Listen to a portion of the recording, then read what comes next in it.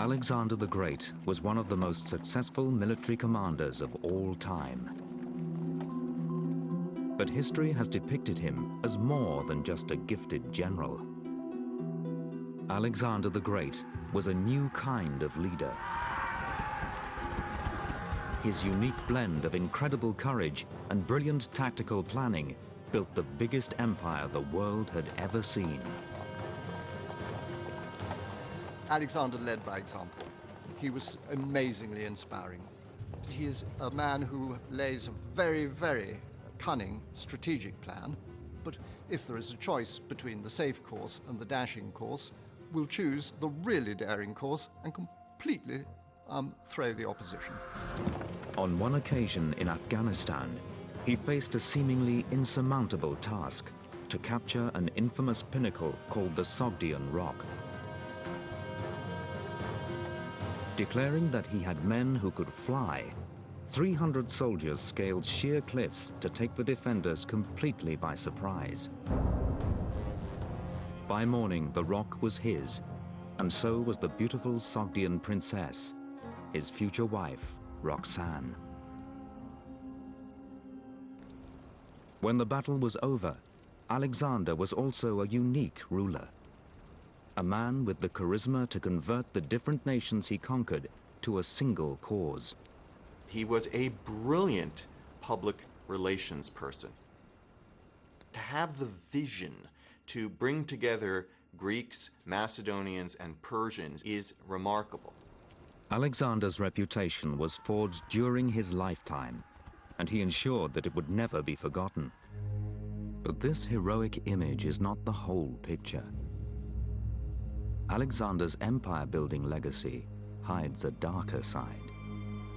He was a Napoleon. He was a Genghis Khan. He was a terrifying conqueror who, among his other achievements, quite possibly killed more human beings in warfare than anyone else in the history of the world had done up to that date. This sinister aspect of Alexander is often overlooked, but on it hinges the secrets of his incredible life and the puzzle of his mysterious death. The seeds of Alexander's brutal power were sown in his homeland of Macedonia. Ancient Macedonia was notorious for the fierce infighting that plagued its warrior elite. The Macedonian nobility is notable for its cruelty. This is a world in which feud, blood feud, murder, violence, these are all the order of the day. And this is what Alexander grows up with thinking to be normal. A living reminder of the brutal society Alexander came from can still be seen today. The glittering tomb of his father Philip, who was assassinated in front of Alexander's own eyes. Alexander became king of Macedonia at the age of only 20.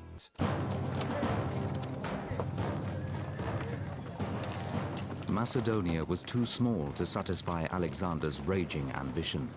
His sights were set on a greater prize, the Persian Empire. Alexander defeated the Persian armies in battle after battle, and swept down into Egypt. It was here, with the scent of success still fresh in his mind, that Alexander had a revelation which transformed him. When Alexander came into Egypt and was met by the people, they hailed him as a kind of savior, which indeed he was, because he liberated Egypt from the Persian yoke. They offered him the crown of Pharaoh. In the Temple of Luxor, carvings still show Alexander as the first European pharaoh. But this wasn't enough for him. Alexander traveled to consult an oracle at the desert oasis of Siwa, and then proclaimed that he was the son of the Greek god Zeus. You can almost feel the change in him. It sort of confirmed everything his mother had always told him, that he was special, he was different, he was divine. And he then went on to conquer the rest of the known world. Naming cities after himself wherever he went, Alexander built an empire on the cult of his own personality. But Alexander's personality hid a destructive weakness: alcohol. The Macedonians were the great drinkers of the ancient world, and as king, Alexander took it to new extremes.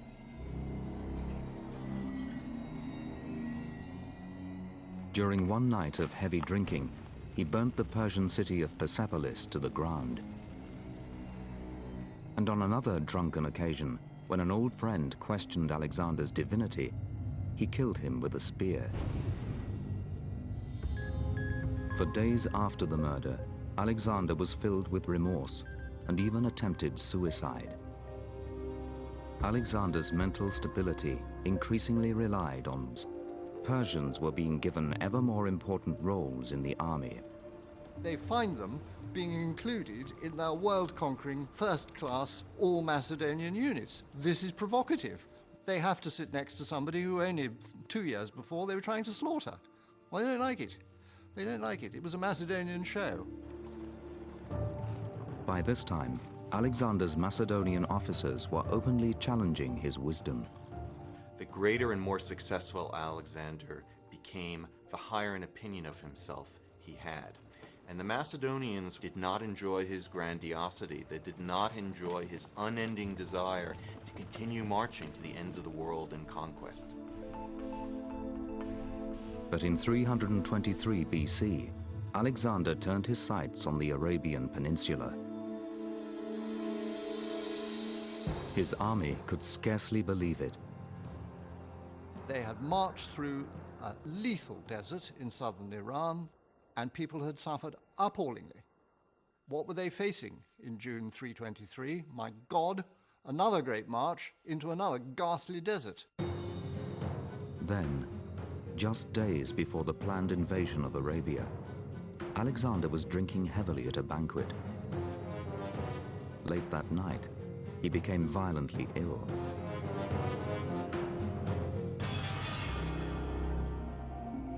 After 12 days' sickness, at the age of 32, Alexander died.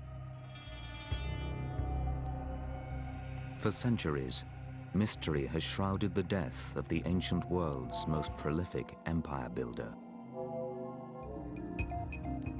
Was it alcohol? Was it disease? Or with a growing list of enemies, was it murder?